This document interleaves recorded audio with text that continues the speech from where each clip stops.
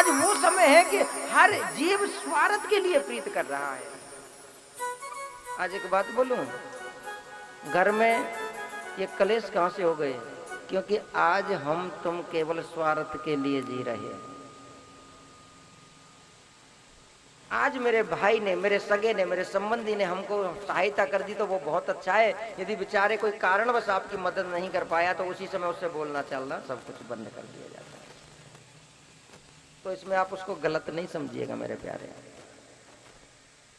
वो गलत नहीं है अपनी जगह।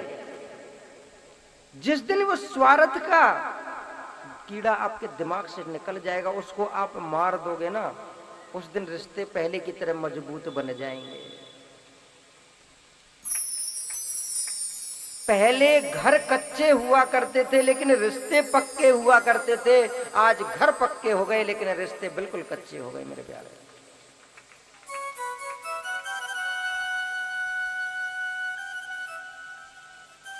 आज अपनों को अपने ऊपर विश्वास नहीं रहा। कच्चे में गिरते थे ना तो चोट नहीं आती थी, और पक्के में से आज फिसलते हैं तो डायरेक्ट ही पलस्तर चढ़ता है।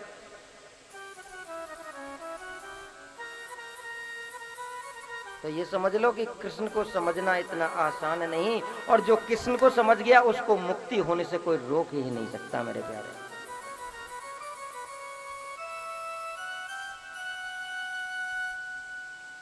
लोग कहते हैं कि कृष्ण बड़ा आनंद में अवतार है, लेकिन एक बात बोलूं आपसे, जितना कृष्ण रोया ना इतना तो संसार में कोई रोया ही नहीं।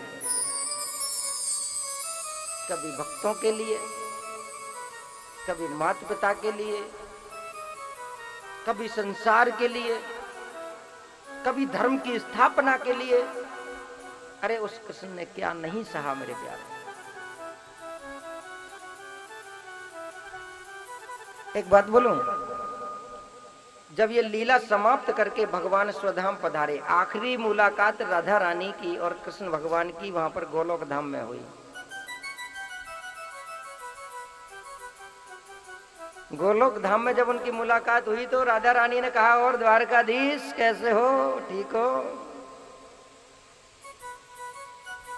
जैसे ही राधा रानी के मुख से द्वारकाधीश प्रभु ने सुना, आंखों में आंसू बह निकले, गंगा जमुना बहने।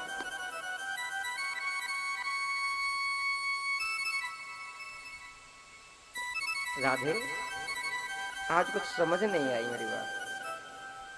मैं तेरे लिए द्वारकाधीश कब से बन गया?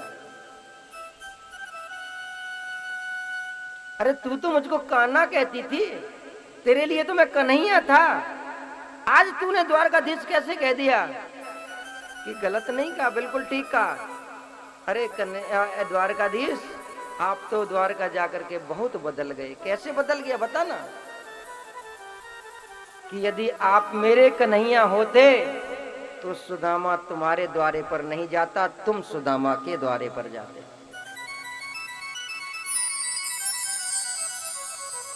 यदि तुम मेरे कन्हैया होते तो परसों की कह करके वर्षों तक ब्रज में नाम को तड़पाते आप। यदि मेरे कन्हैया यदि तुम होते तो एक भक्त को अपने द्वारे पर नहीं बुलाते, तुम भक्तों के द्वारे जाते। यदि तुम मेरे कन्हैया होते तो महाभारत के युद्ध में अपनी सेना को अपने सामने ही नहीं खुद मरता हुआ देखते। मेरा कन्हैया तो किसी चेटी तक को नहीं मरता हुआ देख सकता था, तो तुमने अपनी सेना को कैसे अपनी आंखों के सामने मरता हुआ देख लिया? मेरा कन्हैया इतना निष्ठुर नहीं था। रे जब से तुम द्वारकाधीश हुए तब से तुम निष्ठुर बन गए।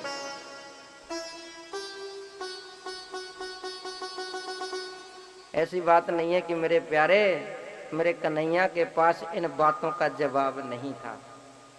हर बात का जवाब मेरा श्याम सुंदर राधा रानी को दे सकता था, लेकिन आंखों में अपने आंसुओं को पी गया और फिर भी एक बार नहीं कहा कि राधा मैं गलत हूं या तुम सही हो, या तुम गलत हो मैं सही हूं। वहां पर भी रो करके उन अपने गम को छुपा करके गया, कह करके गया कि उधो ये बंदगी तेरे बस की नहीं है। अरे यहाँ सस्ते के होते हैं सौदे, आशिकी इतनी सस्ती नहीं है। आजकल के प्रेमी ना चांद तारे तोड़ करके ला के दे देते हैं, कितना सस्ता आशिकी दिखा देते हैं।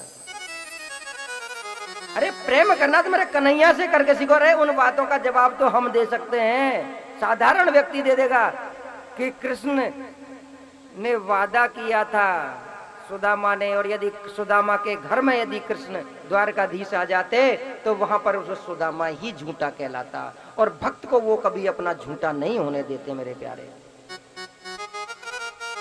जो आमने सामने बैठ करके वो युद्ध कर रहे थे, उन्होंने पुनर्जन्म में जो कर्म किया था वहां देख करके राम और रावण का जब युद्ध हुआ था तो कुछ लोगों ने राम के खिलाफ, क्यों?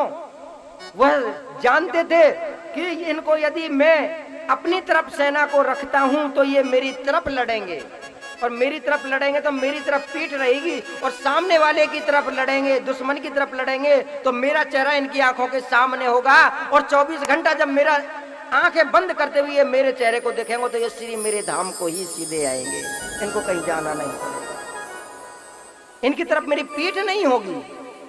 उनको स्वर्ग देने का रास्ता प्रभु ने स्वयं बनाया था। अरे इन प्रश्नों का उत्तर तो हंस करके दे सकते थे मेरे प्यारे, लेकिन राधा रानी को भी ये नहीं सोचने पर मजबूर किया कि राधा तुम गलत हो। अरे प्रेम तो उसको सच कहते हैं मेरे बच्चों कि अपने आप को जला करके भी सामने वाले को तुम खुशी दो। प्रेम पाना नहीं होता, प्रेम का तो हमें ही सबसे बड़ा त्याग कहलाता है, और वही त्याग मेरे कृष्ण का नाम है।